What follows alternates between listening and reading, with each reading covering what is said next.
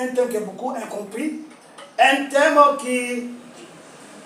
lequel il y a beaucoup de confusion, il y a beaucoup de contradictions, d'un pasteur à un autre, d'un prophète à un autre, d'un évangéliste à un autre, d'un docteur à un autre, d'un enseignant à un autre. Le thème de ce jour, c'est que est-il possible que Dieu efface un nom dans son livre? Je répète, est-il possible que Dieu efface un nom dans son livre? Amen. Est-ce que c'est possible que Dieu le Père, Dieu le Créateur, puisse effacer le nom de quelqu'un dans son livre? Amen. Pour cela, je voudrais qu'on lise d'abord Apocalypse 21. On va beaucoup lire aujourd'hui. Et ce culte sera sur 2 volets. Amen. Côté Ancien Testament et deuxième côté Nouveau Testament. Amen. Mais nous allons commencer par Apocalypse 21, verset 6. Est-il possible? Verset 6 à 8. Est-il possible que Dieu efface un nom dans son livre? Est-ce que c'est possible à Dieu? Est-ce que c'est possible que Dieu efface un nom dans son livre? Quand je parle de son livre, je parle de le livre de vie. Amen. La Bible dit que tous ceux qui n'ont pas leur nom dans le livre de vie, ils n'ont pas au ciel. Donc je lis Apocalypse 21, verset 6 à 8. Amen. Et il me dit, c'est fait. Je suis l'alpha et l'oméga, le commencement et la fin. À celui qui a soif, je donnerai de la source de l'eau de la vie, gratuitement. Celui qui vaincra héritera ces choses. Je serai son Dieu et il sera mon fils. Mais les lâches, les incrédules, les abominables, les meurtriers, les impudiques, les enchanteurs, les idolâtres et tous les menteurs, leur part sera dans les temps ardents de feu et de soufre, ce qui est la seconde mort. Vous savez qu'il y avait une première mort, qui est la cessation de vie dans le corps physique, et la seconde mort, qui est la séparation définitive d'avec notre Dieu.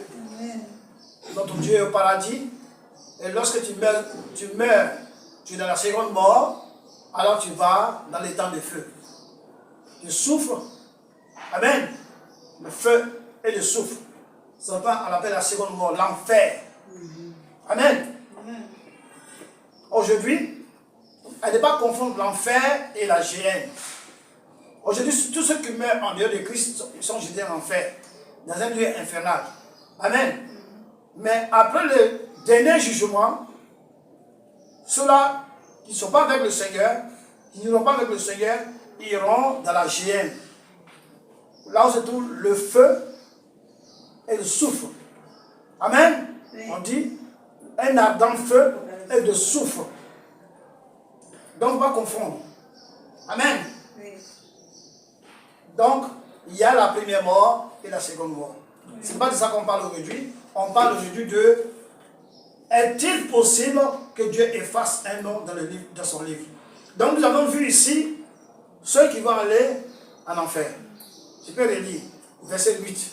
Mais pour les lâches iront en enfer. Pour les incrédules, pour les abominables, pour les meurtriers, pour les impudiques, pour les enchanteurs, les idolâtres et tous les menteurs, leur part sera dans les temps ardents de feu et de soufre. Donc il y a des gens qui iront dans les temps de feu et il y a d'autres qui n'iront pas.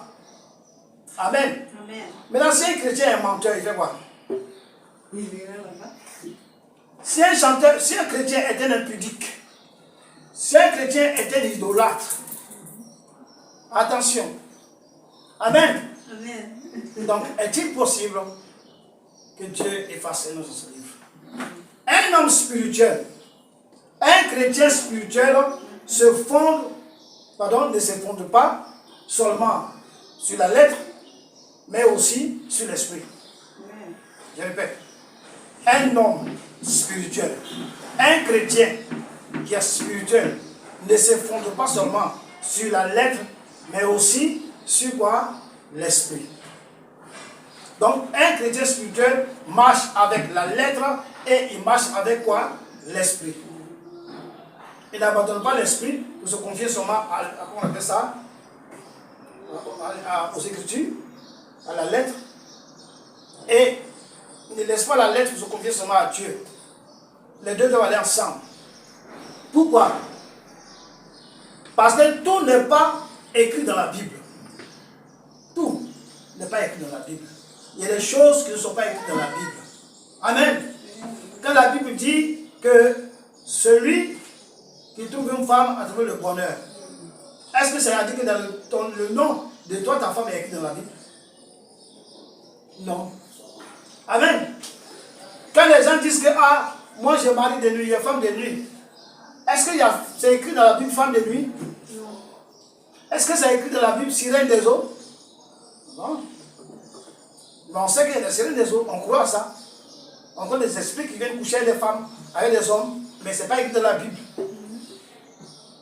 Amen. Amen. Donc tout n'est pas écrit dans la Bible. La Bible nous sert de référence. La Bible nous sert de base.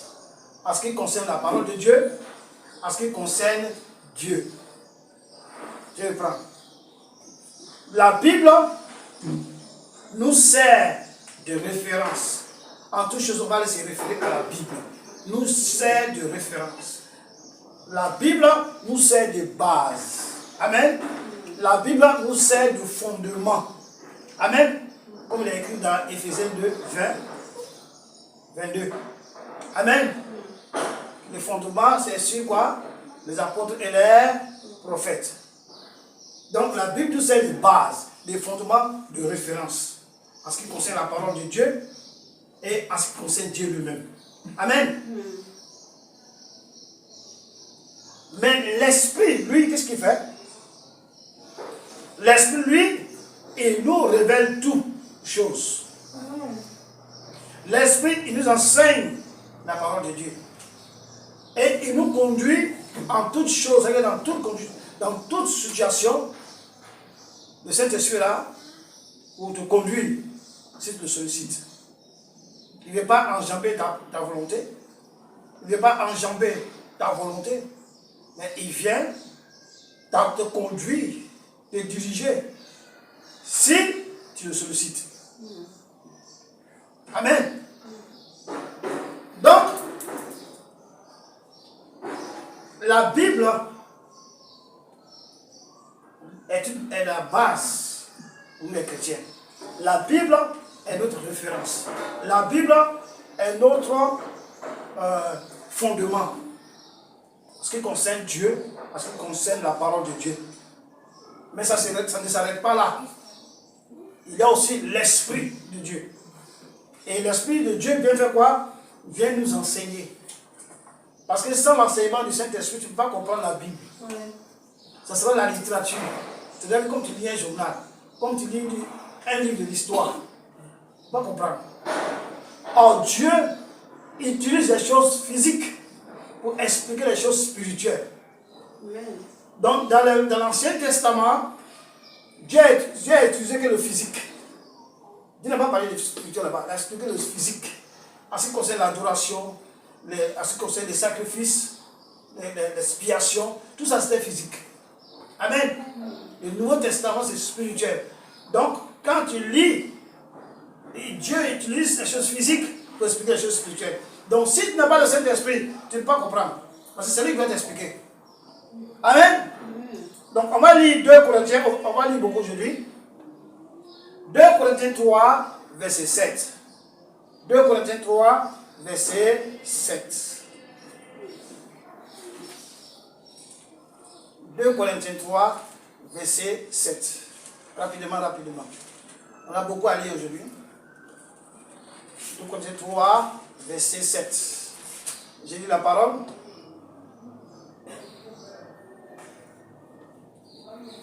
Non, 2 Corinthiens 3, verset 16, pas 7. Verset 16. Amen. 2 Corinthiens 3, verset 16. J'ai lu la parole.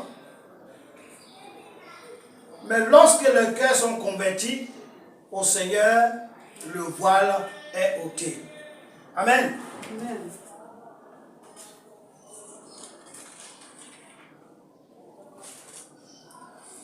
Lorsque les cœurs sont convertis, se convertissent au Seigneur, le voile est ôté. Ça veut dire que si tu n'es pas converti dans le Seigneur, tu ne peux pas comprendre la Bible. Quand tu lis, tu ne vas pas comprendre. C'est lorsque tu es converti, lorsque les cœurs sont convertis, ton âme est convertie, c'est alors que le voile est ôté. Quel voile? Le voile de l'incompréhension. Pour laisser la place à la compréhension. Amen. Donc, pour comprendre la Bible, il faut être né de nouveau. Pour la comprendre. Il faut être converti. Pour avoir reçu le Saint-Esprit. Celui-là qui enseigne. Amen. Celui-là qui nous enseigne et qui nous conduit. Sans le Saint-Esprit, tu ne peux pas comprendre la Bible. C'est la Bible qui dit ça. Que si ton cœur n'est pas converti au Seigneur, que si tu n'es pas chrétien, mais né de nouveau, tu n'as pas reçu le Saint-Esprit, le voile est toujours là. Parce que c'est le Saint-Esprit qui va lever le voile. Pour que tu comprennes les Écritures. Amen.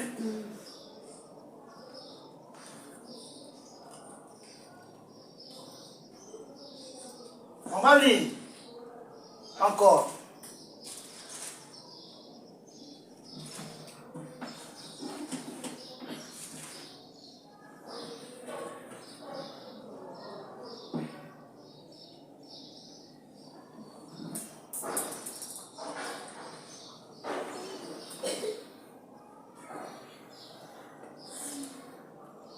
Jean 14, 16.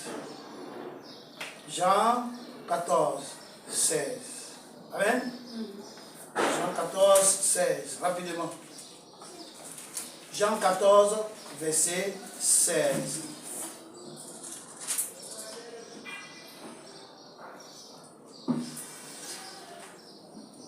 Et moi, je prierai le Père.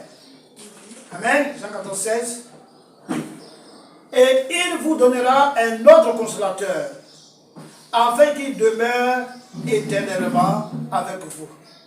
Amen. Donc, Dieu dit, Jésus-Christ dit qu'il va prier le Père. Amen. Afin que le Père nous envoie le consolateur. Amen. Et ce consolateur-là, il sera avec nous éternellement. Ce n'est pas qu'il est là aujourd'hui, puis demain il dit bye bye, il s'en va. Ce n'est pas parce qu'il est là 5 ans avec toi et un matin il dit ouais, je m'en vais. Non. Il sera avec nous éternellement, jusqu'à nos morts, à notre mort. Et à notre mort, c'est le Saint-Esprit qui va nous ressusciter. Amen.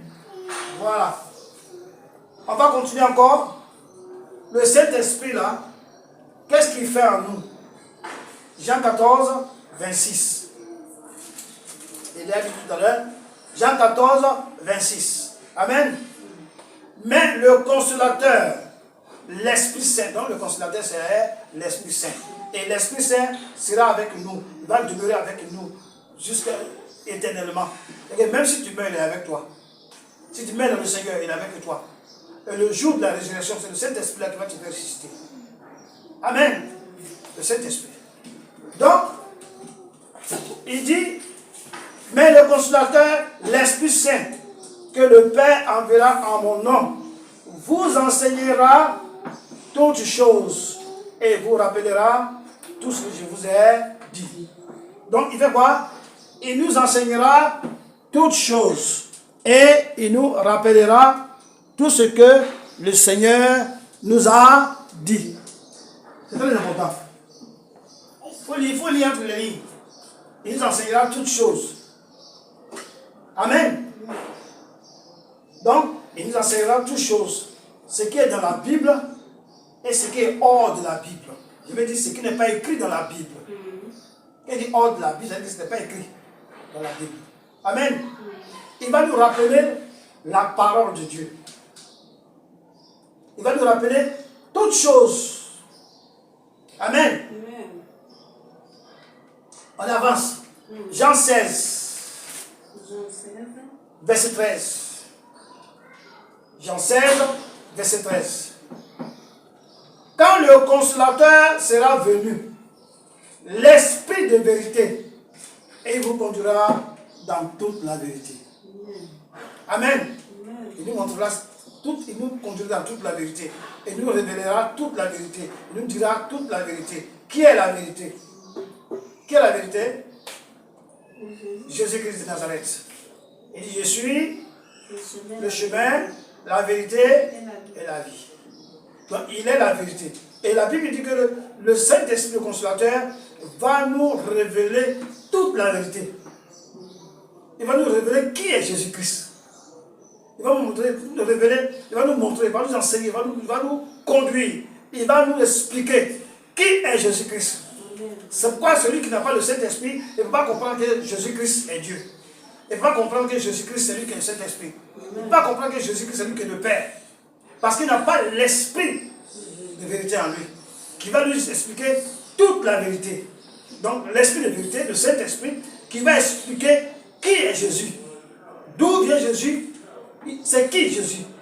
Si tu n'as pas le Saint-Esprit, tu ne peux pas comprendre cela. C'est pourquoi je dis toujours les gens qui font les débats avec les musulmans, c'est une peine perdue. Parce qu'un musulman ne peut pas comprendre. Un bouddhiste ne peut pas comprendre. Un quoi? Qui encore? Un franc-maçon, je ne sais pas qui. Quelqu'un qui n'a pas Christ, il ne peut pas comprendre. Celui qui n'a pas l'esprit, quelqu'un qui n'a pas le Saint-Esprit en lui, il ne peut pas comprendre que Jésus-Christ est Dieu. Il ne peut pas. Même dans l'église, il y a des gens qui sont dans l'église, mais qui n'ont pas encore compris que Jésus-Christ est le Christ, est Dieu. Même des chrétiens qui sont dans l'église, qui chantent matin, midi, soir. Alléluia, mais ils ne croient pas que Jésus-Christ est Dieu. Pour eux, Jésus-Christ n'a pas, le Père n'a pas le Père, non. Mais s'ils ont le Saint-Esprit et qu'ils demandent au Saint-Esprit, il va leur montrer, leur conduire dans toute la vérité pour qu'ils sachent qui est Jésus-Christ. Amen. Il va nous conduire dans toute la vérité. Amen. Dans 16, 16, 13, pardon. Il vous conduira dans toute la vérité, car il ne parlera pas de lui-même, mais il dira tout ce qu'il aura entendu et il vous annoncera les choses à venir. Amen. La Bible dit que l'esprit de Christ, c'est l'esprit de prophétie. Donc, le Saint-Esprit en toi, c'est l'esprit de Christ. Et il va t'annoncer les choses à venir. Il va te prophétiser, il va te montrer, il va te révéler, il va t'annoncer, il va te dire les choses qui viennent. Quelqu'un qui n'a pas le Saint-Esprit ne peut pas savoir les choses qui viennent. Il ne peut pas comprendre les choses qui viennent. Même si on lui dit, il ne peut pas comprendre. Parce que celui qui va t'annoncer les choses à venir n'est pas en toi. Donc les gens disent, de fois quand tu vas dire, mais est-ce que ce que tu dis ça dans la Bible? Donc je vais dire tout à l'heure que tout n'est pas dans la Bible. Amen. Le Saint-Esprit va nous quoi? Non, il va annoncer toutes choses. Il va nous révéler toutes choses. Donc il y a des choses que nous allons croiser en tant que chrétiens qui ne sont pas écrites dans la Bible. Mais lorsqu'on se tourne vers le Saint-Esprit et qu'on dit Seigneur, mais ça je ne comprends pas. Je ne comprends pas ça dans la Bible. Mais qu'est-ce que ça veut dire? Lui, il va t'expliquer. Amen. Il va t'expliquer, oui c'est vrai, c'est l'esprit de Christ. C'est l'esprit de prophétie. Donc, le Saint-Esprit en toi, c'est l'esprit de Christ. Et il va t'annoncer les choses à venir. Il va te prophétiser, il va te montrer, il va te révéler, il va t'annoncer, il va te dire les choses qui viennent. Quelqu'un qui n'a pas le Saint-Esprit ne peut pas savoir les choses qui viennent. Il ne peut pas comprendre les choses qui viennent. Même si on lui dit, il ne peut pas comprendre. Parce que celui qui va t'annoncer les choses à venir n'est pas en toi. Donc les gens disent, de fois quand tu vas dire, mais est-ce que ce que tu dis ça dans la Bible? Donc je vais dire tout à l'heure que tout n'est pas dans la Bible. Amen. Le Saint-Esprit va nous quoi? Non, il va annoncer toutes choses. Il va nous révéler toutes choses. Donc il y a des choses que nous allons croiser en tant que chrétiens qui ne sont pas écrites dans la Bible. Mais lorsqu'on se tourne vers le Saint-Esprit et qu'on dit Seigneur, mais ça je ne comprends pas. Je Je ne vois pas ça dans la Bible. Mais qu'est-ce que ça veut dire? Lui, il va t'expliquer. Amen. Il va t'expliquer, oui, c'est vrai, ce n'est pas dans la Bible. Mais ce qui est dit là, c'est ça. Ce n'est pas dans la Bible. Amen. On continue. Et il nous annoncera les choses à venir, la prophétie. Amen. Ce n'est pas seulement les pasteurs, ni les prophètes, ni les quoi. Un chrétien simple, tu peux prophétiser. Amen. Le Saint-Esprit en toi peut t'annoncer les choses à venir. On va dire, mais comment tu sais ça? On va dire, mais comment tu sais? Amen. Mais tu ne sais pas. C'est le Saint-Esprit qui est en toi, c'est celui qui est en toi qui t'annonce, qui te dit, et toi tu ne fais que parler. On dit, mais comment tu as su? Donc je ne savais pas. C'est le Saint-Esprit qui m'a dit. Amen. Voilà. C'est pourquoi aussi il faut faire attention aussi, parce qu'il y a des esprits qui ne sont pas le Saint-Esprit. Il y a d'autres personnes qui sont possédées par d'autres esprits. Il dit, le Saint-Esprit m'a dit, alors que c'est pas le Saint-Esprit. Amen. Donc que Dieu nous bénisse. Nous allons continuer. Donc, nous avons la lettre, qui est la Bible, et nous avons l'esprit. Amen. Nous avons la lettre, qui est la Bible, et nous avons l'esprit. Amen. L'esprit est au-dessus de l'écriture. Donc le Saint-Esprit domine l'écriture. Sans le Saint-Esprit, tu ne peux pas comprendre les Écritures. Donc le Saint-Esprit est primordial.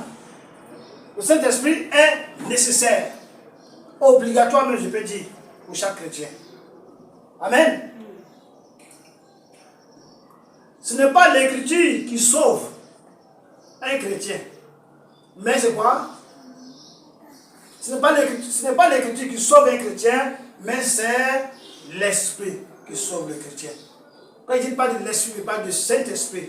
C'est écrit dans Romains 8, verset 9, que celui qui n'a pas l'Esprit de Christ, lui qui n'a pas le Saint-Esprit, n'appartient pas à Dieu. Si tu n'as pas le Saint-Esprit et tu viens à l'église chauffer les bancs, la Bible dit que tu n'appartiens pas à Dieu. Si tu meurs dans ça, tu vas en enfer. Et après le dernier jugement, tu vas dans la géhenne. Amen. Tu vas dans les temps de feu, les temps ardents de feu. Le feu qui ne s'éteint point. Donc la Bible peut être falsifiée. Amen. La Bible peut être falsifiée par les interprétations des hommes. Quand vous voyez la Bible, on dit King James, Louis II, comment on appelle ça, Tantan. Ce sont des personnes qui ont traduit ces Bibles dans ces différentes langues. Donc la version originale, ou bien originelle, si vous voulez, de la Bible, déjà on traduit ça dans les langues pour que d'autres personnes qui ne comprennent pas l'hébreu ou l'araméen ou quoi, puissent comprendre de quoi il s'agit, puissent avoir connaître la parole de Dieu. Mais ceux qui ont transcrit, ceux qui ont traduit ça en français ou en anglais, ils peuvent faire des erreurs d'interprétation ou des erreurs de compréhension et puis forcer un paragraphe ou bien forcer un verset. Donc la Bible peut être falsifiée par la mauvaise interprétation, peut être interprétée par la mauvaise traduction et ça peut changer les choses. Mais le Saint-Esprit, amen, personne ne peut falsifier le Saint-Esprit. Personne ne peut corrompre le Saint-Esprit. Personne ne peut faire dire au Saint-Esprit ce que le Saint-Esprit ne veut pas dire. Est-ce que vous comprenez? Personne ne peut faire le Saint-Esprit, peut lui faire dire ce qu'il ne veut pas dire. Personne ne peut le contraindre le Saint-Esprit à faire quoi que ce soit. Le Saint-Esprit ne peut être corrompu et ne pas être falsifié. Sa parole ne peut pas être falsifiée. Donc le Saint-Esprit est au-dessus de la Bible. Amen. Amen. Le Saint-Esprit coiffe la Bible. Il n'est pas dit que la Bible n'est pas importante. Il n'est pas dit que la Bible il n'est pas écrit dans la Bible la parole de Dieu. Non. Il est écrit dans le livre, hein, la parole de Dieu. Le livre, c'est la Bible. La Bible, on appelle ça le livre. Donc il est écrit dans le livre la parole de Dieu. Amen. Mais est-ce que c'est toute la parole de Dieu qui est dedans? La parole de Dieu nous apporte quoi? Le salut. Le plan de Dieu pour le salut des hommes. Est-ce que la parole de Dieu s'arrête seulement pour le salut des hommes? Non. Donc l'esprit est au-dessus du livre, de la Bible. Amen. Donc comme je disais que ce n'est pas l'écriture qui sauve, mais c'est l'esprit qui sauve. L'esprit donne ou nous révèle des choses qui ne sont pas écrites dans la Bible. Amen. L'esprit nous conduit, l'esprit nous enseigne. Sans l'esprit, on n'est pas chrétien. Sans l'esprit, on n'est pas apôtre, ni prophète, ni quoi que ce soit. Sans l'esprit, on n'est rien. On est chrétien dans le nom, mais on n'est pas chrétien dans l'esprit. Ce n'est pas être chrétien qui va te sauver. Amen. Donc, chrétien, est-ce qu'un chrétien peut perdre le salut? La question revient. Est-ce qu'un chrétien, il peut perdre le salut? C'est qu'un chrétien, il a le salut, et puis après tu perds le salut. Il y a un débat dans les réseaux sociaux, un débat sur le net, YouTube, Facebook, un débat dans les places, en Côte d'Ivoire, au Sénégal, partout, en France, aux États-Unis, partout, il y a des débats sur ça. D'autres disent que le chrétien ne peut pas perdre le salut. D'autres disent que le chrétien peut perdre le salut. On va voir. Amen. Selon la parole. Est-ce que le chrétien peut perdre le salut? Est-ce que Dieu peut effacer le nom de quelqu'un dans la Bible? Dans son livre. Est-ce que Dieu peut effacer le nom du chrétien dans son livre? Amen. La Bible nous aide à marcher, n'est-ce pas? Et à faire la volonté de Dieu. La Bible nous aide, parce qu'on le lit. Et pour marcher et faire la volonté de Dieu, on a besoin de l'aide du Saint-Esprit. Pour marcher et faire la volonté de Dieu, on a besoin de l'aide du Saint-Esprit. Mais la Bible nous enseigne que nous devons chercher la volonté de Dieu, marcher dans la volonté de Dieu. Amen.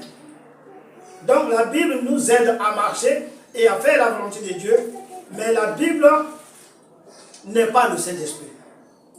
Est-ce que ça c'est le Saint-Esprit? Pas le Saint-Esprit. La Bible n'est pas le Saint-Esprit, mais la Bible nous aide à marcher et à faire la volonté de Dieu. À connaître ce que Dieu veut de nous. Ce que Dieu veut que nous fassions, c'est écrit dans la Bible. Amen. Mais la Bible n'est pas le Saint-Esprit. Donc l'Esprit nous aide plus à connaître Dieu. C'est l'Esprit qui fait ça. Donc si tu n'as pas l'Esprit, tu ne peux pas connaître Dieu. Tout le monde se dit chrétien, tout le monde se dit religieux, mais tout le monde ne connaît pas Dieu. Amen. Dieu ne s'étudie pas. Il y a des gens qui vont à l'école pour étudier Dieu. Mais moi-même là, je ne me connais pas.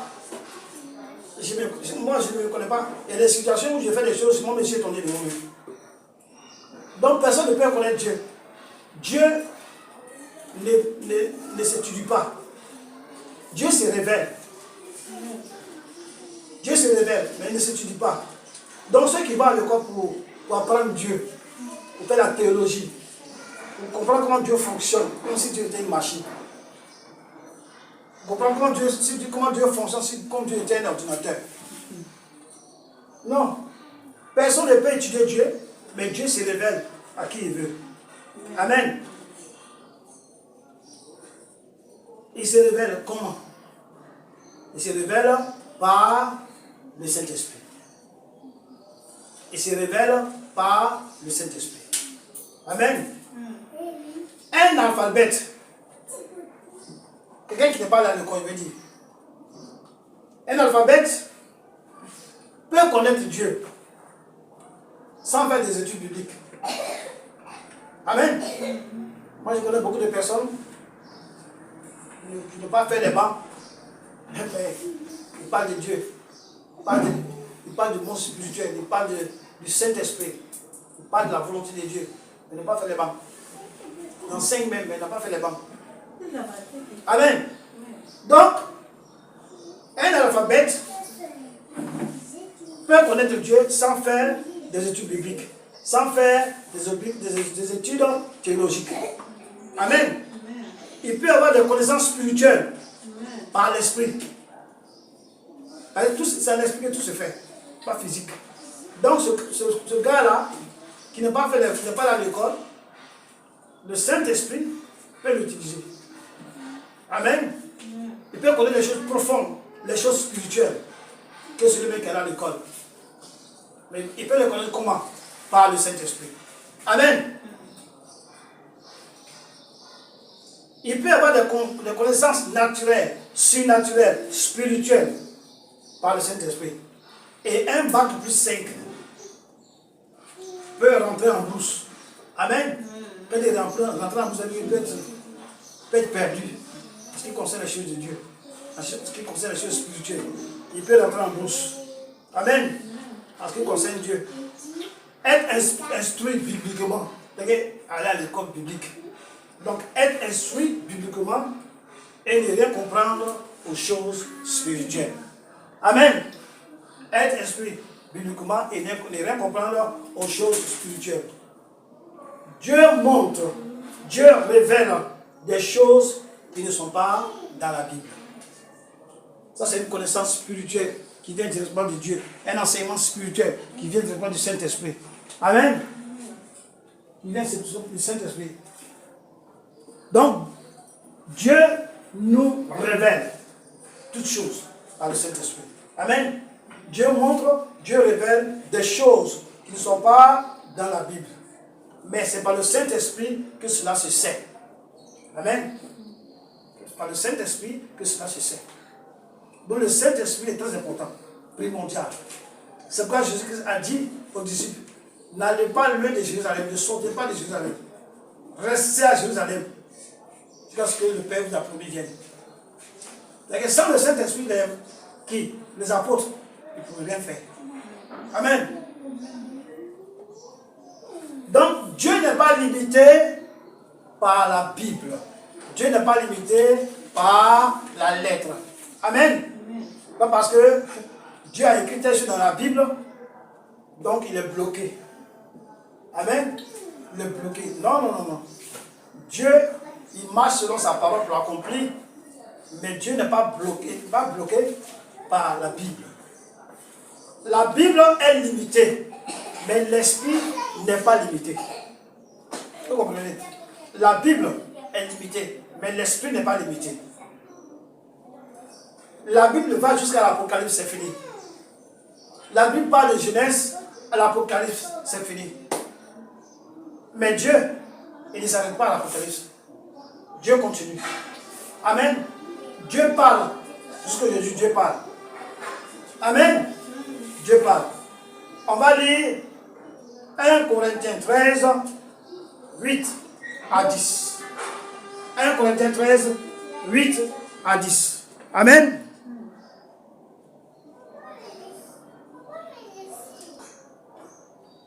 Corinthiens 13, verset 8 à 10. Amen. Dit la parole. La charité ne périt jamais. Les prophéties prendront fin. Les langues cesseront. La connaissance disparaîtra. Car nous connaissons en partie et nous prophétisons en partie. Mais quand ce qui est parfait sera venu, ce qui est partiel disparaîtra. Amen. Amen. Amen. Donc la Bible nous dit que nous connaissons en partie. Amen. Nous connaissons Dieu en partie. Donc, comme j'ai dit, nous connaissons en partie. Amen. Aujourd'hui, on connaît Dieu comment? On connaît Dieu par le Saint-Esprit, par la parole, on connaît Dieu peut-être dans les visions, tout ça là. Mais tout ça là, c'est en partie. Mais le moment vient où on va le voir lui-même. Amen. En face à face. Le moment vient où on va le voir lui-même. Totalement, pas en partie. On va le voir totalement. On va le connaître totalement. Il a dit qu'on va le voir face à face. Et on sera comme lui. Amen. On sera comme lui.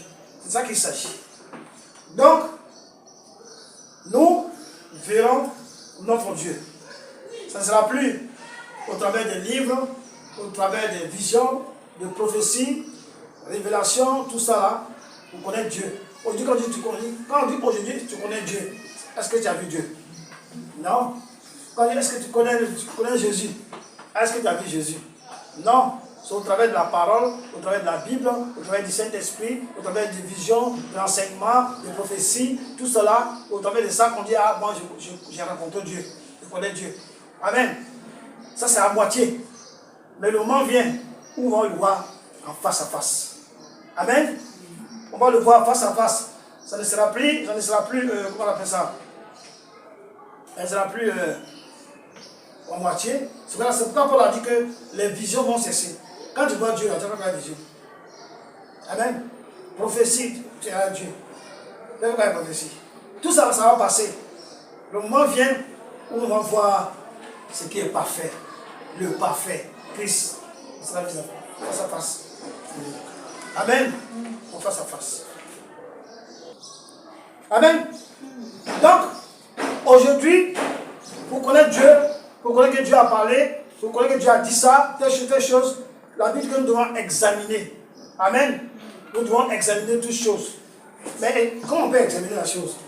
En lisant la Bible, en la méditant et en écoutant le Saint-Esprit. C'est là que tu peux examiner ce que je dis, si c'est faux ou c'est vrai. Ou telle personne, ce qu'il dit est fausse, ce qu'il dit est faux, pardon, ou vrai. Donc ce qu'il dit, tu vas aller dans la Bible, aller voir, chercher, lire ça, comment on appelle ça, méditer ça, et écouter le Saint-Esprit. Saint-Esprit te dit, oui, ce qu'il dit là c'est vrai. Non, ce qu'il dit là c'est faux. Amen. C'est ça qu'on appelle examiner toutes choses. Donc je reviens sur la question. Est-ce qu'un chrétien, un croyant, peut perdre le salut? La question a été posée combien de fois?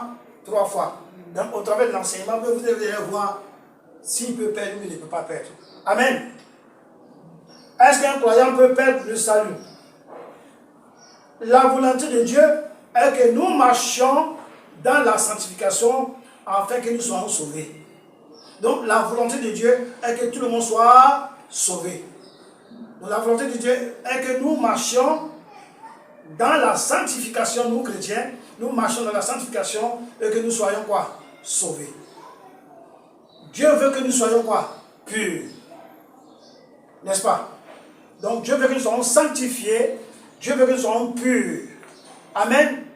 Pourquoi cela? On est dans Hébreux 12, verset 14. Hébreux 12, verset 14. Il dit quoi dans verset 12, 14? Recherchez la paix et la sanctification sans laquelle personne ne verra Dieu.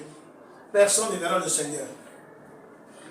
Est-ce qu'il a dit la sanctification pour les païens? Nous les chrétiens. Donc la Bible dit que nous les chrétiens, on doit chercher la paix. Rechercher la paix avec tout le monde. Si quelqu'un t'insulte, quelqu'un fait des choses contre toi, ou il présente, mais il manifeste de l'animosité envers toi, vis-à-vis de toi. Toi, qu'est-ce que tu dois faire? Tu dois tout faire pour rechercher la paix avec lui.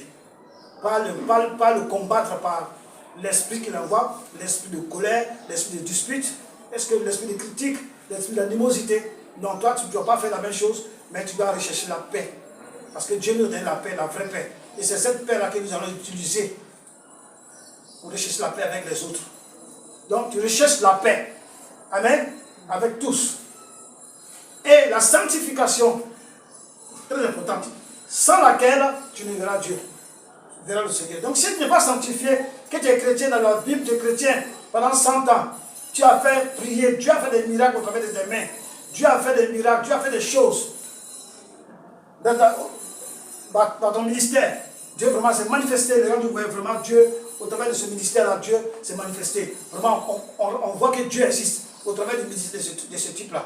On voit que Dieu existe. Lorsque tu vas dans cette assemblée-là, tu vois vraiment Dieu.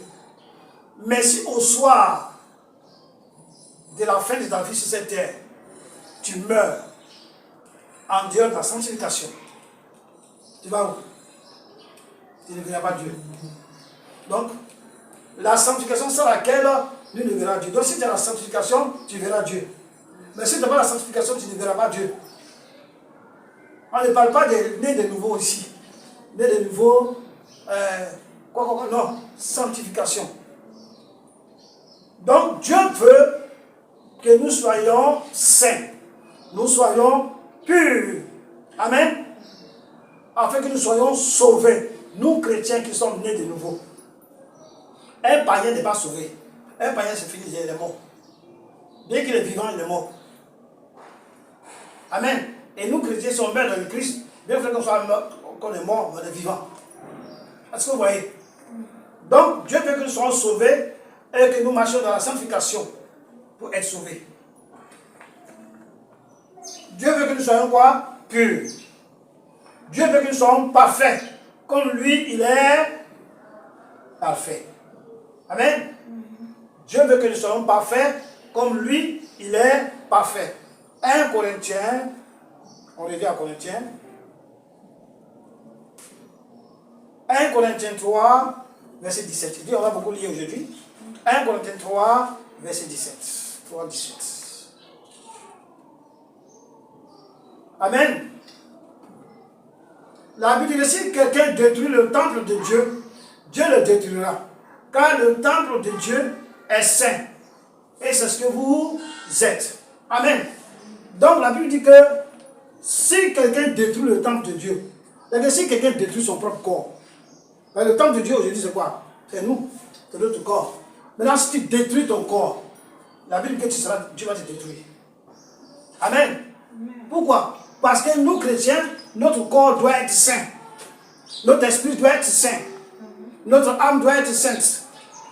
Vous comprenez? Donc, quand tu détruis ton corps, alors tu n'es plus saint. Quand tu détruis ton corps, alors tu n'es plus sanctifié. Détruire le corps, ce n'est pas dire prendre un couteau pour t'égorger. Détruire le corps, c'est faire le contraire de la volonté de Dieu. Amen. Quand Dieu dit à la femme de ne pas porter des mèches, de ne pas marcher avec la fausseté. La fausseté, ce n'est pas seulement dans la parole. Quand tu mens, mais la fausseté aussi peut être dans le comportement. La fausseté peut être dans l'habillement. Lorsque tu as des cheveux crépus et tu mets des mèches lisses, que ce soit des mèches naturelles ou artificielles, tu mets sur ta tête, tu montres aux gens que toi, tu as des longs cheveux. Et il y a des mèches, les gens quand ils portent ça, tu es confus. Tu ne peux pas savoir si ce sont des vrais cheveux ou c'est des mèches. Tellement que c'est bien fait. C'est la fausseté. Donc toute personne qui marche dans la fausseté, tu mets sur ton corps des tatouages, tu détruis le corps, le temple de Dieu. Tu n'es plus saint. Tu mets des maquillages rouges à lèvres. Tu dis à Dieu, pourquoi il n'a pas fait mes lèvres rouges? Pourquoi il n'a pas fait mes lèvres roses? Et toi, tu vas avoir des lèvres roses. Tu cherches la couleur des lèvres. Les cils, tu dis non, moi je n'ai pas besoin de cils. Tu enlèves les cils, tu mets crayon. C'est-à-dire que tu es en train de dire à Dieu que Dieu il s'est trompé. Tu es en train de dire à Dieu que Dieu il t'a mal fait. Or, la Bible dit que tout ce que Dieu a fait est bon.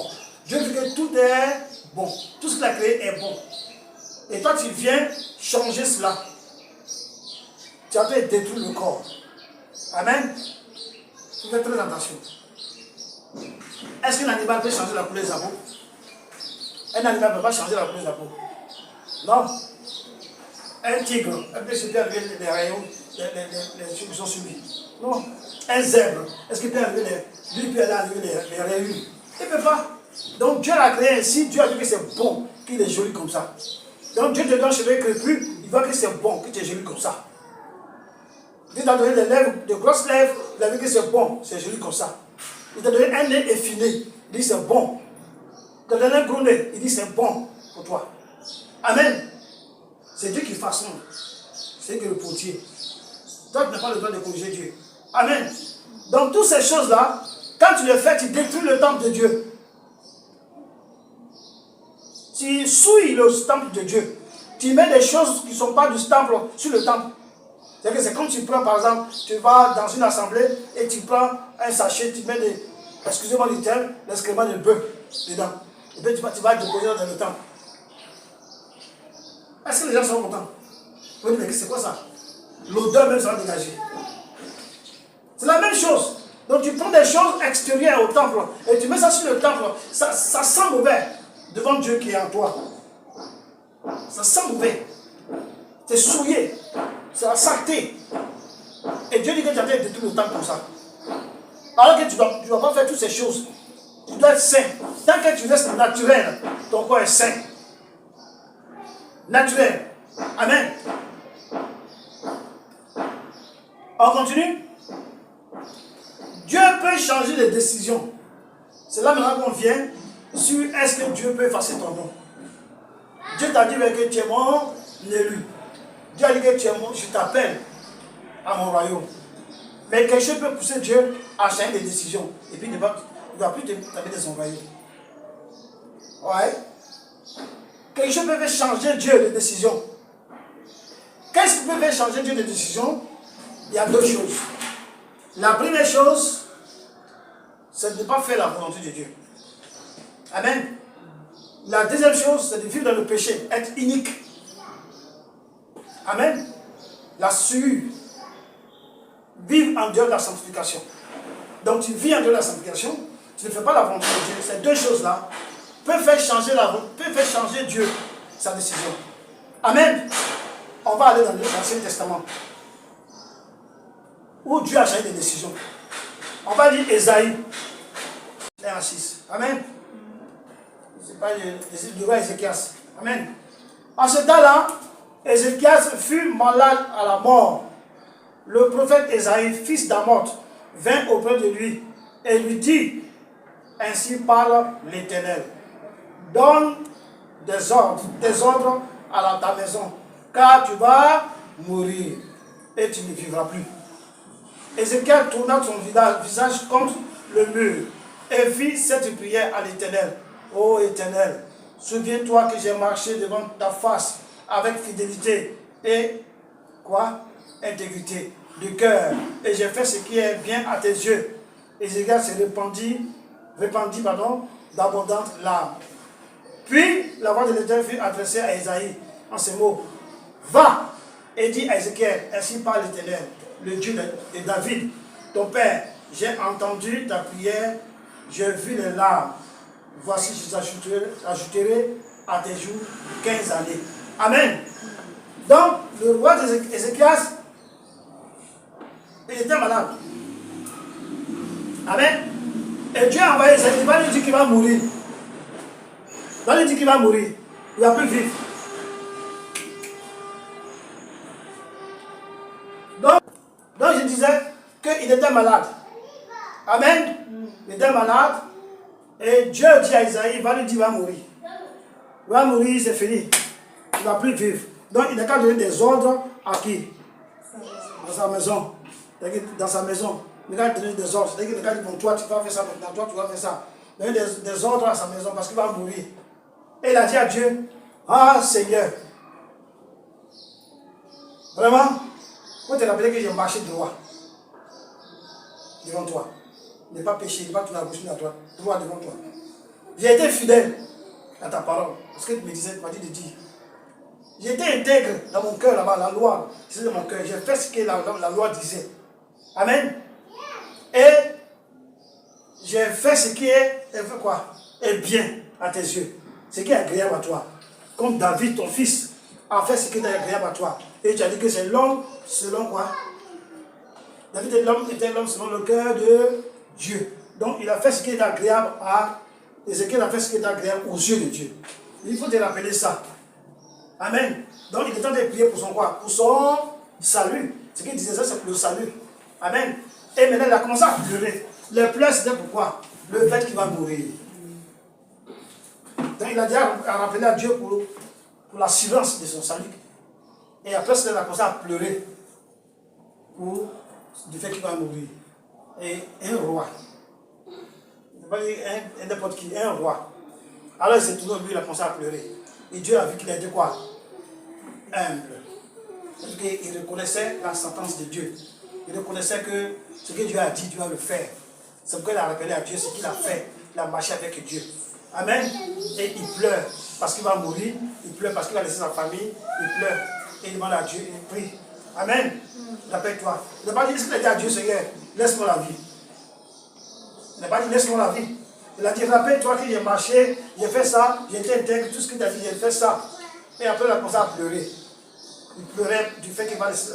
Tout le monde, quand tu vas laisser ta famille, tu es triste, même que tu es un roi. Tu es triste. Amen. Il a commencé à pleurer, il m'a demandé à parler à Dieu, il a commencé à pleurer. Et quand Dieu a vu ça, Dieu a vu qu'il était intègre de cœur. Dieu a vu qu'il a fait ce que Dieu voulait. Il a été juste aux yeux de Dieu. Et à cause de ses pleurs, son comportement, parce qu'il s'est comporté, il s'est fait humble. Donc il a rappelé à Dieu, il s'est fait humble. Il a commencé à pleurer comme un bébé. Dieu a vu qu'il s'est diminué. Il a eu compassion de Dieu. Dieu a dit, bon, ok. Esaïe, retourne-toi là-bas. Va dire au type là qu'il ne va plus mourir. Il donc 15 ans sur ces années. Il devait mourir. Supposons qu'il avait 60 ans. Supposons qu'il avait 60 ans. Amen. Et il devait mourir au moins 15 ans de plus. Il allait mourir à 75 ans. Supposons qu'il avait 80 ans, il allait mourir à 95 ans. Amen. Donc, Dieu a changé de décision. Amen. Il devait mourir. Donc cette maladie qu'il avait là, c'était pour sa mort. Mais Dieu a changé de décision. À cause du comportement d'Ézéchias. À cause de la manière qu'il a parlé à Dieu. À cause de son humilité. À cause de ce qu'il connaissait la parole de Dieu. Il dit, quand Dieu dit quelque chose, c'est ça. À cause de ça, il a juste pleuré pour sa famille. Et Dieu a vu qu'il était un. Donc la manière qu'il s'est comporté là, ça a poussé Dieu à faire quoi? À changer de décision. Amen. À changer de décision. Donc Dieu change de décision par rapport à la manière de se tenir. Pas parce que tu es chrétien que tu dois te comporter comme tu veux. Pas parce que tu es chrétien que tu es sauvé, que tu as fait ce que tu veux. Pas parce que la Bible dit que celui qui est en Christ ne va pas passer au jugement, que tu es là maintenant, tu fais ce que tu veux. Quand on parle de jugement là, le jugement dernier. Mais ton comportement, c'est ton comportement qui va te faire éviter le jugement dernier. Amen. Donc, ce n'est pas parce qu'on dit que tu es chrétien, tu as pu passer en jugement. Tu es chrétien, tu es sauvé. Donc, tu te comportes comme tu veux. Tu te tiens comme tu veux. Tu fais ce que tu veux. Tu fais cela. Tu vas rentrer dans la souillure. Dans le manque de sanctification. Et si tu ne vas pas sanctifier, tu vas en faire. Au ciel, là, ce sont les saints qui vont aller là-bas. Pas les souillés. Pas les pécheurs. Ce sont les saints qui vont aller là-bas. Donc, ce sont des chrétiens que tu ne peux pas vivre dans la sainteté. Tu ne peux pas te sanctifier. Tu meurs, tu vas en faire. Mais pourtant, des chrétiens. On dit que ton salut est assuré. Et tu meurs, tu vas en faire. Donc ici, Ézéchiel devait mourir. Mais Dieu a changé des décisions. Par rapport à quoi? Sa manière de se tenir. Par rapport à son comportement. Amen. Dieu a changé des décisions. On va lire encore Josué 6. Verset 2.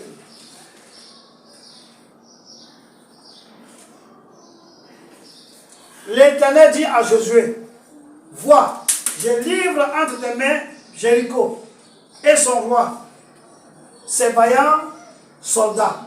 Donc Dieu dit à Josué qu'il livre en ses mains qui? Qu'il livre en ses mains Jéricho. Donc toute la ville de Jéricho.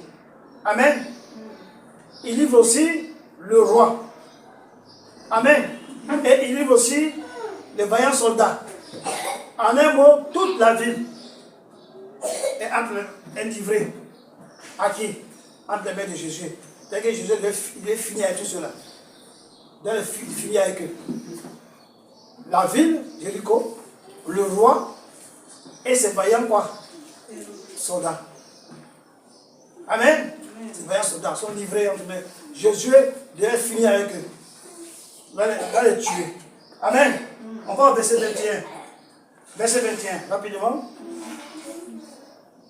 Josué 6, 21. Il dit, et ils dévouèrent par interdit, au fil de l'épée, tout ce qui était dans la ville, hommes, femmes, enfants et vieillards, jusqu'aux bœufs, aux brebis et aux ânes. Donc, toutes ces choses-là, les femmes, les enfants, les vieux, les vieillards, les hommes, les animaux, les ânes, tout cela doit être tué. Rien ne va rester. La ne peut pas interdire. Quand tu ne peux pas interdire, quoi? Maudit. On ne doit pas toucher. C'est interdit. C'est des choses, comment on appelle ça? Maudites. Donc Dieu a dévoué la ville là, pas interdit. Donc il va tout tuer. Les hommes, les femmes, le roi, les soldats, tout le monde va y passer. Et quand Jésus passe avec, quand il passe avec ces soldats là, rien ne doit laisser de rien. Que ce soit la fumée son nom. Amen. Verset 23. Verset 23. Les jeunes gens, les espions, envoient et firent sortir Rahab, son père, sa mère, ses frères, et tout ce qui lui appartenait. Il fit sortir tous les gens de sa famille, et ils les déposèrent hors du camp. C'est Rahab, la prostituée, qui a reçu les 2 espions que Jésus avait envoyés. Lorsqu'on voulait les attraper, la prostituée les a gardés. Amen. Et les a protégés. Et ils ont donné la parole à la prostituée que quand on va venir envahir Jéricho, pour détruire Jéricho, pour mettre quelque chose rouge, un ruban rouge sur ta porte. Et lorsqu'on va venir, les gens ne vont pas te tuer. Alors qu'est-ce qu'elle a fait? Elle a pris non seulement elle-même, ses enfants, elle a pris sa famille, son père, sa mère, tout le monde, les a mis dans sa maison. Et ils sont venus, ils ne l'ont pas tué. Amen. Verset 24 à 25. Et ils brûlaient la ville et tout ce qui s'y trouvait. Ils ont brûlé la ville et tout ce qui s'y trouvait. Seulement ils mirent dans le trésor de la maison de l'Éternel l'argent, l'or et tous les objets d'art, les objets d'airain et de fer. Jésus laissa la vie à Rahab, la prostituée, à la maison de son père et à tous ceux qui lui appartenaient. Tout ce qui lui appartenait. Et elle a habité au milieu d'Israël jusqu'à ce jour, parce qu'elle avait caché les messagers de Jésus. Alors, que Jésus avait envoyé pour explorer Jéricho. Amen. Donc, parce qu'elle avait gardé, elle avait protégé, elle les avait cachés. À cause de ça, Dieu a fait des décisions. Il dit, c'est là, on va mourir. Pourtant, elle était vouée à interdit. Elle ne vouée pas interdit. Elle devait mourir. Elle a dit tout Jéricho. Amen. Mais à cause de ce qu'elle a gardé, 2 personnes, les 2 espions, il les a protégés, il les a gardés, il les a mis à l'écart. Pour ne pas qu'ils puissent avoir accès à les tuer. À cause de ça seulement, Dieu avait quoi? Il a changé la sentence contre elle. Il a changé la sentence. Donc Dieu peut changer de décision. Amen. Dieu peut changer de décision. Dieu dit quelque chose, mais il peut changer de décision. C'est Dieu qui a dit que tout Jéricho est dévoué par interdit. Hommes, femmes, enfants, les bœufs, les animaux, tout cela doit être quoi? Massacré. Mais Dieu a changé de décision en ce qui concerne Rahab, la prostituée, à cause de son comportement, à cause de ce qu'elle a fait. Amen. Dieu a changé de décision. Donc Dieu peut changer de décision. Dieu peut dire, viens faire ça. Et puis à cause de ton comportement, à cause de la manière que tu te tenir, à cause de ce que tu n'es pas humble, Dieu change de comportement et change de décision. Amen. Dieu change de décision envers Rahab, la prostituée, à cause de la manière dont elle s'est comportée. Dieu change de décision. Dieu change de décision. Dieu dit, je vais faire ça. Et puis, à cause de ce que à cause de ton comportement, il dit, je ne fais plus ça. Dieu dit, je ne vais pas faire ça. Mais à cause de ton comportement, Dieu il dit, bon, ok, je vais faire. Dieu a dit à Ézéchiel, tu es mort. À cause du comportement, il a demandé que Ézéchiel s'est tenu. Dieu dit, tu donnes 15 ans. Dieu dit, Jéricho ne veut pas interdire. Tout le monde doit mourir, même les animaux. Mais à cause du comportement de cette fille, de cette femme, qui est prostituée, qui est dans le péché, qui est péché même. Mais à cause de son comportement, qu'elle s'est comportée, elle a sauvé Ça veut dire de se tenir. Après ça, Dieu a changé de décision. Il a changé de décision pour elle et sa famille. Et on dit jusqu'à ce jour, elle vit avec Israël. Amen. Donc Dieu change de décision. Matthieu, nombre 20. Nombre 20. Nombre 20, 7 à 12. Nombre 20, 7 à 12. Nombre 20, 7 à 12. J'ai dit 7 à 12. Amen. L'Éternel parla à Moïse et dit, prends la verge et convoque l'assemblée. Amen. Toi et ton frère Aaron, vous parlerez en leur présence au rocher, et il donnera ses eaux. Tu feras sortir pour eux de l'eau du rocher. Tu abreuveras l'assemblée et leur bétail. Moïse prit la verge qui était devant l'Éternel, comme l'Éternel lui avait ordonné. Moïse et Aaron convoquaient l'assemblée en face du rocher. Et Moïse leur dit, écoutez donc, rebelles, est-ce de ce rocher que nous vous ferons sortir de l'eau? Puis Moïse leva la main, frappa deux fois le rocher, avec sa verge. Et il sortit de l'eau en abondance. L'assemblée but, et le bétail aussi. Alors, l'Éternel dit à Moïse et à Aaron, parce que vous ne m'avez pas cru, parce que vous n'avez pas cru en moi, pour me sanctifier aux yeux des enfants d'Israël, vous ne ferez point entrer cette assemblée dans le pays que je lui donne. Amen. Donc il a dit que Moïse et Aaron ne l'ont pas sanctifié aux yeux du peuple.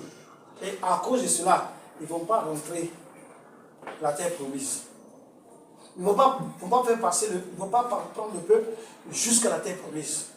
Quel était le péché? Qui a vu le péché ici? Qui a vu le comportement ici? Je vais relire, comme ça vous allez voir le comportement qui a fait que Moïse n'est pas allé au ciel.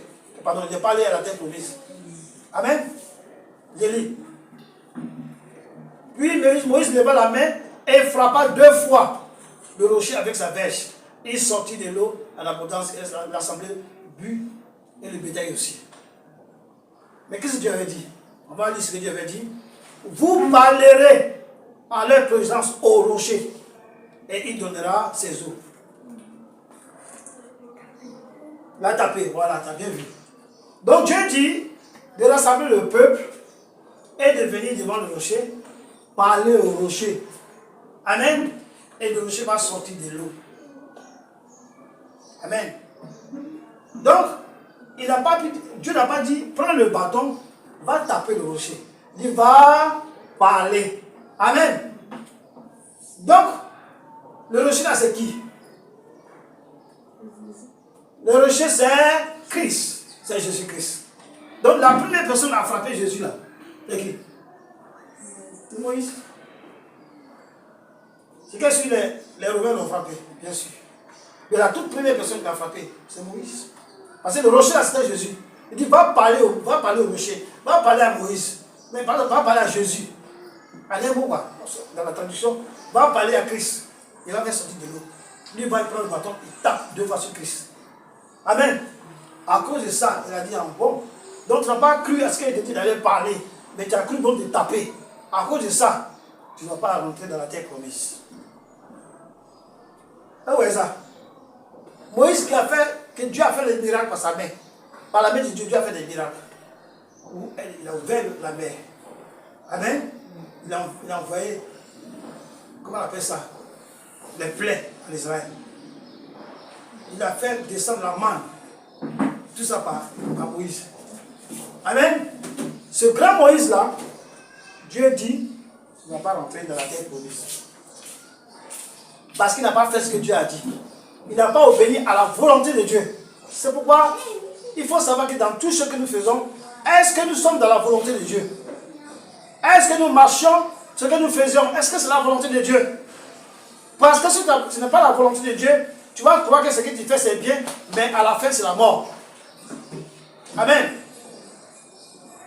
La Bible dit dans Proverbe là-bas, je crois, des choses, que toute chose paraît juste, paraît droit à l'homme, mais son issue, c'est la mort. Et que tout ce qu'on fait, on croit que c'est bon, on croit que c'est juste, que Dieu aime ça, mais l'issue de ça, c'est la mort.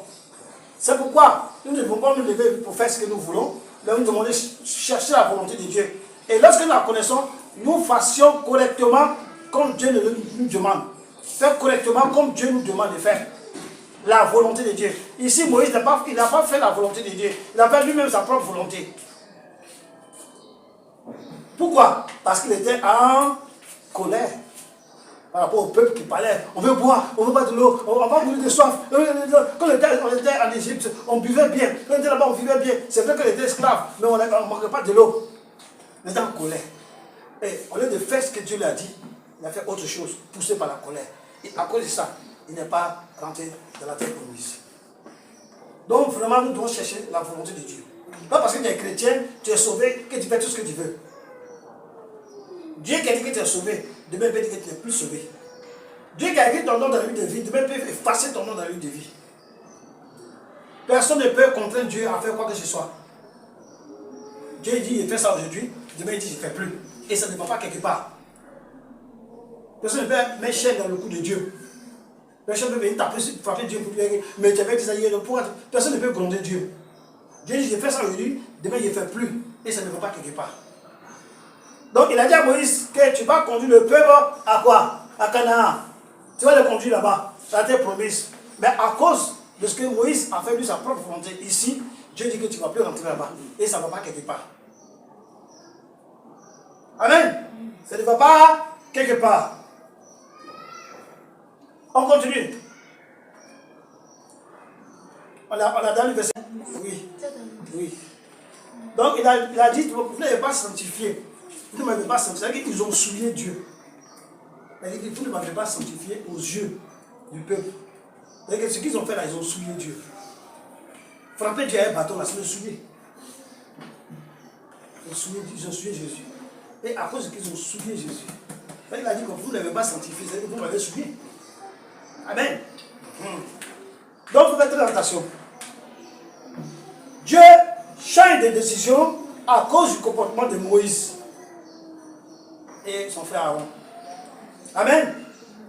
Au lieu de parler au rocher pour qu'il le sorte, il a frappé 2 fois.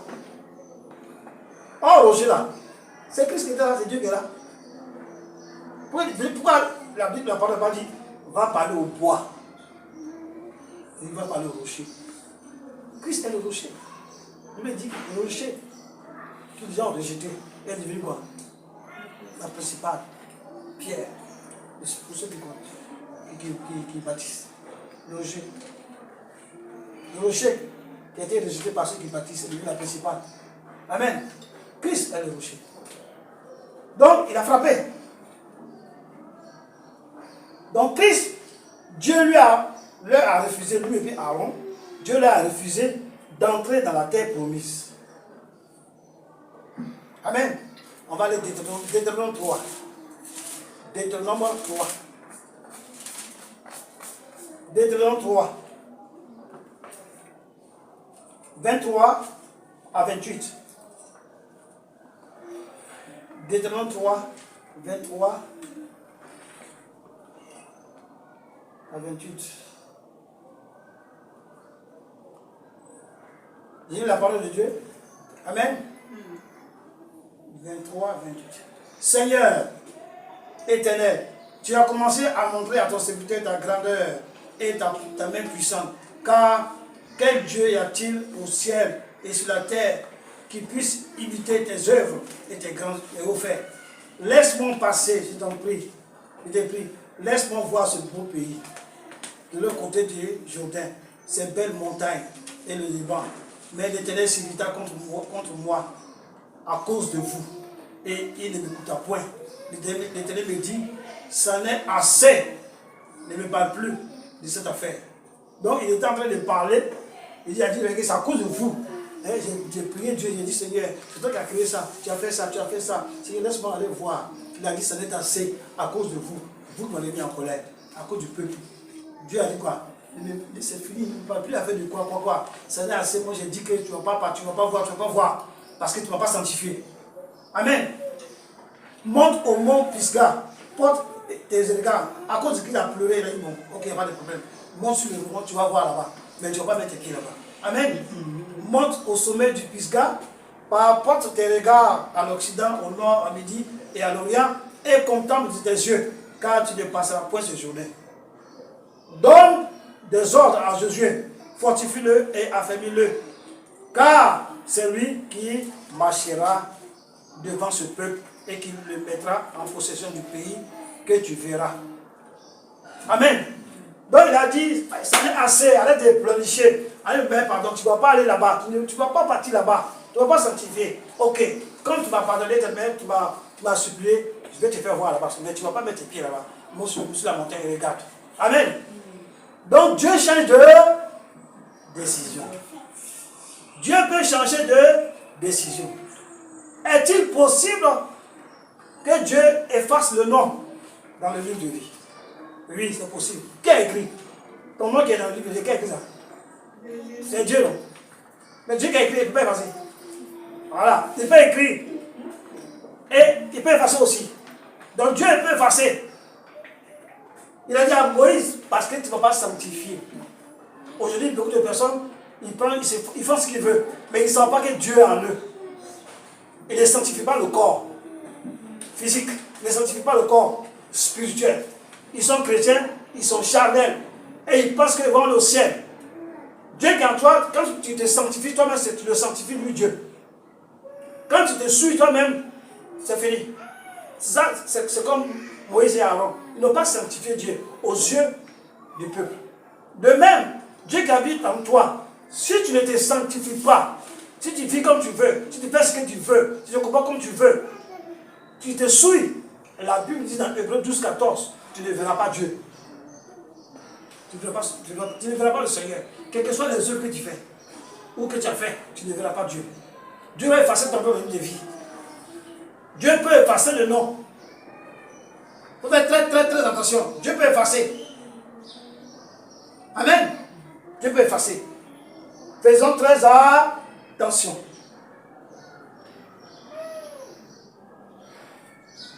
On va, même le peuple qui a quitté qui? Qui a quitté l'Égypte. Tout ce peuple-là, ils sont restés au désert. À cause, seulement Caleb et quoi? Josué ont pu rentrer dans la terre quoi? Promise. Pourquoi? Parce qu'ils avaient péché. Quel était le péché du peuple? Le veau d'or. Amen. Les murmures. Tout cela. Dieu les a tués à cause de ça. Exode 32, Amen. 20 à 33. Exode 32, non. Exode 32, 30 à 33. Amen. Exode 32, 30 à 33. On va lire la parole. Le lendemain, Moïse dit au peuple, vous avez commis un grand péché. Je vais maintenant monter vers l'Éternel. J'obtiendrai peut-être le pardon de vos péchés, de votre péché. Moïse, retournant vers l'Éternel et dit, ah, ce peuple a commis un grand péché. Ils se sont fait un Dieu d'or. Pardonne maintenant leur péché. Sinon, efface mon nom de ton livre que tu as écrit. L'Éternel dit à Moïse, c'est celui qui a péché contre moi que j'effacerai de mon livre.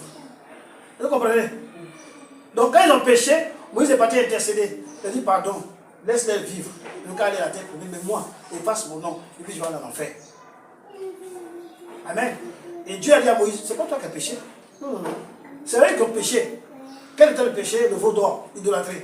Celui qui a péché. Amen. Et c'est celui qui a péché que je vais effacer, le nom de celui qui a péché, que je vais effacer du livre. Donc, pas parce que tu es chrétien, que tu te votes dans le péché, tu fais ce que tu veux, tu deviens homosexuel, tu deviens publicité, tu deviens adultère, tu fais tout ce que tu veux, parce que la Bible dit que celui qui est en Christ est sauvé. Tu pêches, Dieu va effacer ton nom. Il dit, celui qui pêche, c'est celui-là que je vais effacer son nom. Moïse, c'est pas que tu n'as pas péché. Je vais pas effacer ton nom. C'est eux qui ont effacé le nom. Et qu'est-ce qui s'est passé à la fin? Ils étaient tous quoi? Tous quoi? Ils sont morts. Est-ce que vous avez à la terre promise? Ils sont morts. Même Moïse, après lui, il n'a pas sanctifié Dieu. Il n'est pas arrivé à la terre promise. Donc Dieu, il efface le nom. Celui qui écrit non, mais il efface le nom. Il efface. On doit faire très attention. Les gens jouent. On ne joue pas avec Dieu. On ne s'amuse pas avec Dieu. Dieu peut effacer ton nom dans le livre de vie. Celui qui a écrit non. Mais là, si tu veux te voter dans le péché, il va effacer ton nom. Si des gens sont allés en enfer à cause de bouts d'oreilles, les gens sont allés en enfer à cause de mèches. Les gens sont allés comment on appelle ça, en enfer parce qu'ils ont porté des vêtements d'hommes. Et des hommes vêtements de femmes.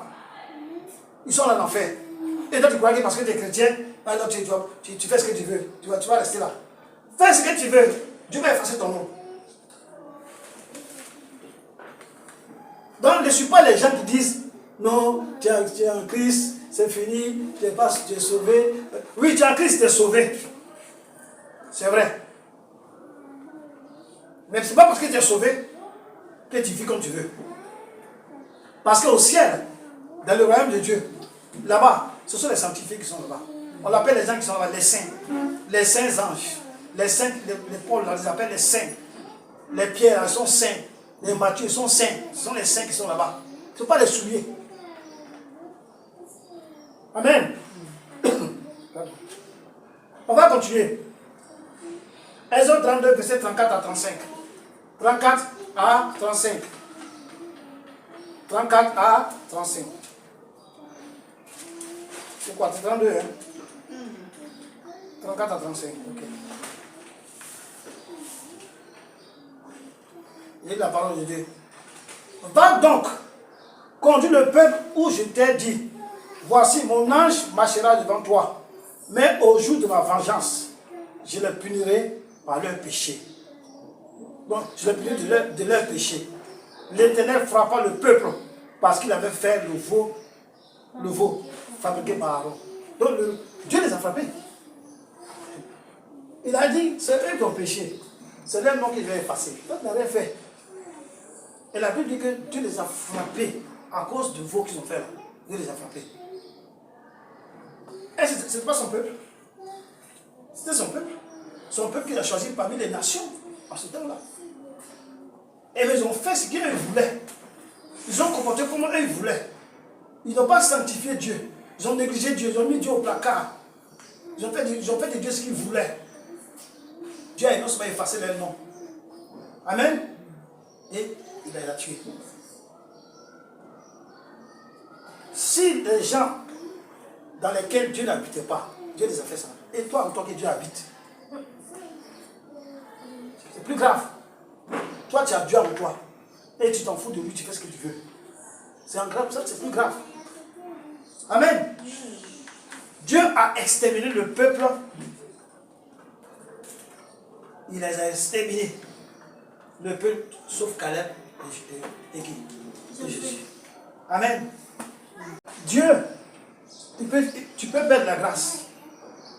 Amen. On peut perdre la grâce. Nous sommes sauvés par quoi? La grâce. On a péché. On a dit que tous sont péchés, sont privés de la gloire de Dieu. Amen. Romains 3, 23. C'est par grâce, pure grâce, que Dieu nous repêche pour nous donner la vie éternelle. Maintenant, si Dieu te donne la grâce, et toi tu fais de cette grâce ce que tu veux, il va te la retirer et donner ça à quelqu'un d'autre. Amen. Il ne faut pas avoir blagué Dieu. Dieu peut effacer ton nom du livre de vie. Dieu peut effacer ton nom du livre de vie. C'est lui qui a écrit ton nom. Amen. C'est lui aussi qui peut effacer. Faisons très attention. Amen. Dieu a écrit notre nom dans la vie de vie.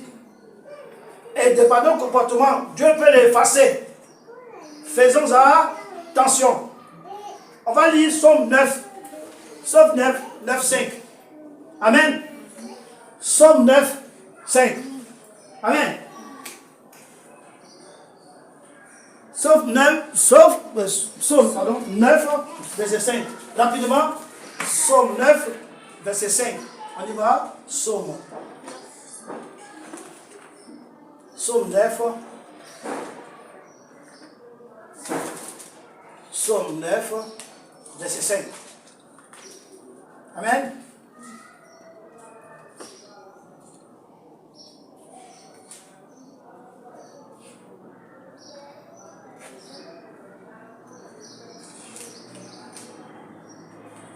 Pour d'autres, c'est Somme 5. Pour d'autres, c'est Somme 9, verset 5. Pour d'autres, pour certains, c'est 6. Moi, dans mon livre ici, c'est 6. Somme 9, 6. Chez vous là-bas, je vais lire, on va voir si ça veut dire. Tu châties les nations. C'est quoi? 6. Voilà, donc c'est Somme 9, verset 6. Tu châties les nations. Tu détruis le méchant. Tu effaces leur nom pour toujours et à perpétuité. Est-ce que vous comprenez? Il dit que tu châties les nations. Tu détruis le méchant. Tu effaces leur nom pour toujours et à perpétuité. Donc Dieu efface quoi? Le nom. Dieu efface quoi? Leur nom. Regardez les nations là. Les nations là. Leur nom était dedans. Dans le livre de vie. Dieu efface.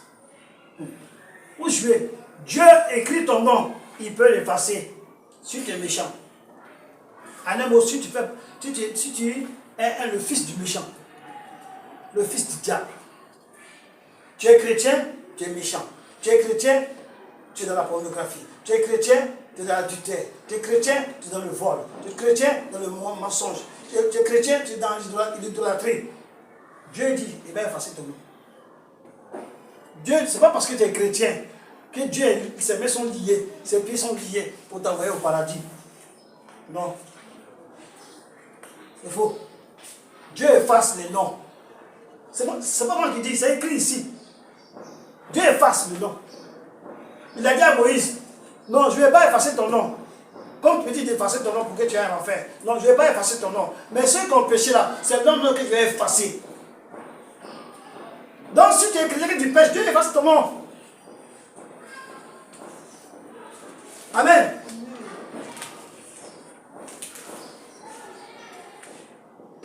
Donc Dieu peut effacer ton nom du livre de vie. Celui qui l'écrit, il peut l'effacer. Fais très attention. Amen. Fais très attention. On va dire que maintenant, tout ce que tu as dit là, c'est l'Ancien Testament. Mais nous, on est dans le Nouveau Testament. Ce que tu as dit là, c'est la loi. Mais nous sommes dans la grâce. Donc si on pêche, Dieu il ne va pas nous effacer. Il ne va pas effacer le nom. Amen. On va aller dans le Nouveau Testament. Si Dieu n'est pas effacé, le nom de quelqu'un là-bas. Si Dieu ne peut pas effacer. Amen. Donc mettez là-bas grand 2. L'Ancien Testament. Donc,